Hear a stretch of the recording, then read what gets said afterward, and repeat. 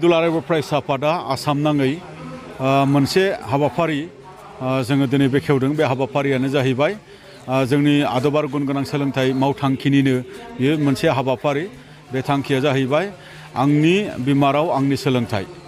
आंनि बिमा राव आरो आंनि सोलोंथाइ बे मोनसे हाबाफारिनि गेजेरजों जोंनि गुदि फरायसालि बा गेजेर फरायसालि जोंनि बर' बिजोंनि फरायसालिफोराव फरायसा मुं थिसननायनि अनजिमाखौ जों बोरै बारायनो हायो बिनि मोनसे थांखि आरो नोजोरखौ लानानै जोङो बे हाबाफारिखौ जोङो लानो गोनां जादों। बेनि थाखायनो लानो गोनां जादों जे जोंनि थाखानाय सरकारि गुदि फरायसालि आरो गेजेर फरायसालिफोरा फरायसानि अनजिमाया खम जालांनायनि जाउनाव गोबां फरायसालिया दिनै बन्द जाबाय आरो गोबां फरायसालिखौ एमालगेमेट खालामबाय बा गोबां फरायसालिखौ मार्जार खालामबाय।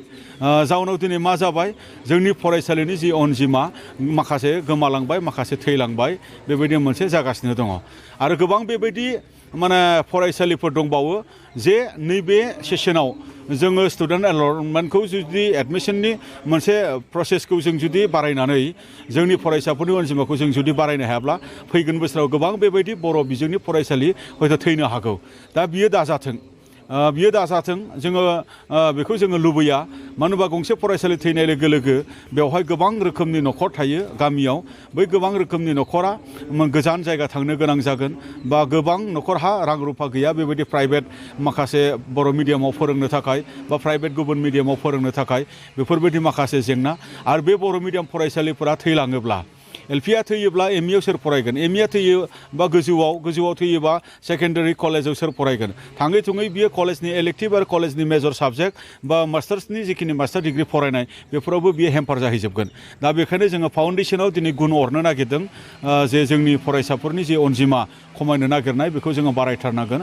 गार्जेनफोरनो जोङो बोरै कनफिडेन्सखौ जोङो लाबोना होफैनो हायो, फरायसाफोरनो जोङो कनफिडेन्सखौ जोङो बोरै लाबोना होफैनो हायो। आरो जे सरकारि भाबै जिखिनि मावनो गोनां फोरोंगिरि थिसननांगौ, बिनि इनफ्रास्ट्राक्चार थिग जानांगौ, बिनि टाइमाव मोजां लेखा बिजाब होनांगौ, बिनि मेकानिजमा थिग जानांगौ। बिनि थाखाय जों दल आफादफोरा सरकारजों सावरायनायनि गेजेरजों बा सरकारजों मोनसे दाबि खालामनायनि गेजेरजों बा आन्दोलननि गेजेरजोंब्लाबो बैफोर फरायसालिफोरनि जेंनाखौ जोङो दिनै बोस्रांनो थाखाय जोङो नाजाबाय थादों।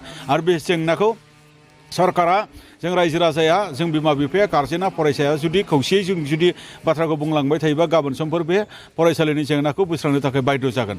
नाथाय सरकारा बे फरायसालिखौ ओरैनोबाबो बुथारनोसो सोलो लादों।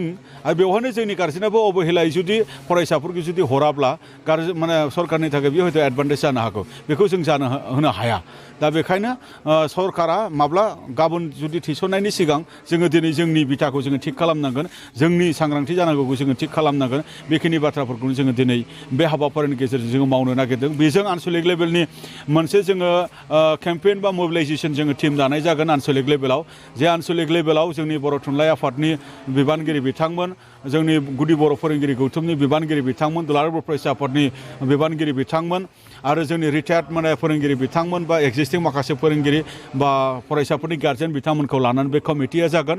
आरो बे कमिटिया बिमा बिफाजों रायलायगोन, बे कमिटिया गार्जेनफोरजों रायलायगोन, बे कमिटिया गामियाव थांनानै फरायसाफोरजोंबो रायजो राजाजों रायलायगोन, फोरोंगिरि एसएमसि बिथांमोनजों रायलायगोन। जेरैखि जाया जोङो जोंनि फरायसालिखौ जोङो फोथांथारनांगोन। मानो होनब्ला बेवहाय राव थांनायनि खोथा दङ, बिजों थांनायनि खोथा दङ आरो बेवहाय जोंनि सिनायथिया गोजोर जानांगौनि खोथा दङ।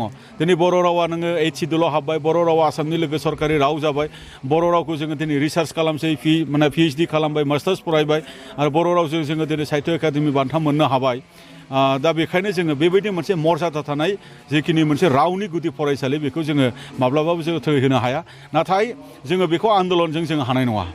फरायसा बारायनांगौआ आन्दोलनजों बारायनाय नङा। आरो फरायसा बारायनांगौआ बेवहाय मोनसे कमिटमेन्ट, बेवहाय मोनसे डिटारमिनेसन, बेवहाय मोनसे कनफिडेन्स बेखौ जोङो लानांगोन। आरो दिनै बर' मिडियामखौ लानानै खुनु कनफिडेन्स गैयै जानांगौनि बाथ्रा गैया। आरो बर' मिडियामजों नोङो गोजौ थाखो होसोलांनो हाया बा केरियार दानो हाया बा प्रफेसनेल मोनसे कर्सआव थांनो हाया बा सिभिल सार्भिसाव नोङो थांनो हाया होननाय बाथ्रा गैया। मानो होनोब्ला एसएस अफिसार जानाय गोबां दङ पुलिस अफिसार जानाय बेबायदि दङ साइन्टिस्ट जानाय प्रफेसर जानाय एमडि जानाय इन्जिनियार जानाय बेबायदि गोबां बर' मिडियामफोरजोंबो दङ बेंकआव खामानि मावनाय माने नोङो ल' आयदायाव खामानि मावनाय गोबां बेबायदिफोर दङ दा बेखायनो कनफिडेन्स लानांगोन जे सोरनिबा लेखा रोंनायनि माने जाहोना मिडियाम नङा बा लेखा रोङिनि जाहोनाबो माने मिडियाम नङा बियो गावनि सायाव मोनसे कनफिडेन्सनि सायाव मोनसे डिटारमिनेसननि सायाव दा बेखायनो बै बाथ्राफोरखौ सरजाबजोबनानै बे हाबाफारिखौ जोङो मोनसे माने गोख्रों भाबै मावथारनो होननानै जोङो बेखौ दिनै चिरां जिल्लायाबो दुलाराय फरायसा आफादा बर' थुनलाइ आफाद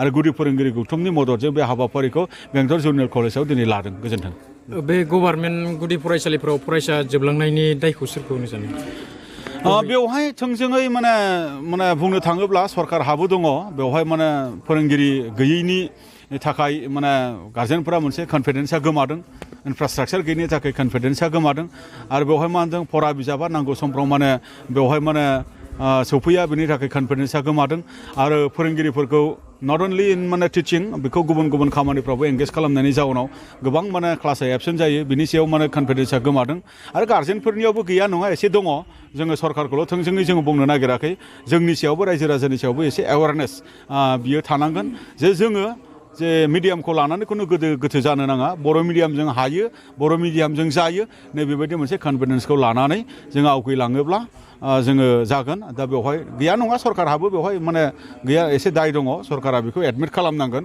आरो जों गार्जेनहाबो जों रायजो राजाहाबो बेवहाय जों माने एसे कापालिटिया गैया नङा दं गोजोन्थों जाबाय नामा जाबाय दे होमबालाय